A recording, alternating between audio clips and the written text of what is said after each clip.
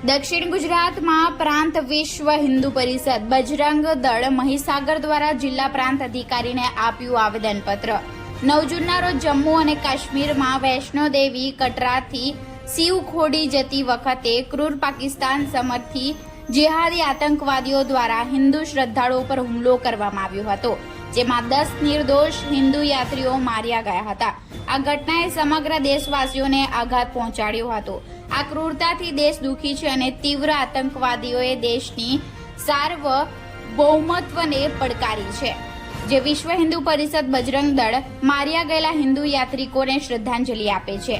આવી આતંકી પ્રવૃત્તિ કરનાર સામે પણ કડક અને યોગ્ય કાર્યવાહી કરવામાં આવે છે, જેના સંદર્ભે આવેદનપત્ર આપવામાં આવ્યું અને લુણાવાડા પરશુરામ ચોક ખાતે આતંકવાદનું પૂતળા દહન કરવામાં આવ્યું છે। સમગ્ર રાજ્યના જિલ્લાઓમાં કલેક્ટરને આવેદનપત્ર આપવામાં આવી રહ્યા છે।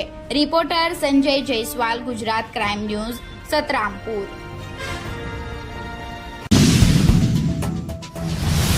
વિશ્વ હિન્દુ પરિષદ બજરંગ દળ મહીસાગર જિલ્લો દ્વારા જમ્મુ કાશ્મીરમાં આપણા યાત્રાળુઓ પર થયેલ હુમલો તેમજ કેટલાકની ઘાયલ થયેલી છે તેમજ કેટલાકની જાન ગયેલ છે, તે બદલ આતંકવાદીઓ વિરુદ્ધ વિશ્વ હિન્દુ પરિષદ મહીસાગર જિલ્લા કલેક્ટરને આવેદનપત્ર આપે છે અને સખતમાં સખત તેઓ સામે કાર્યવાહી થાય તેવી નમ્ર અપીલ કરે છે।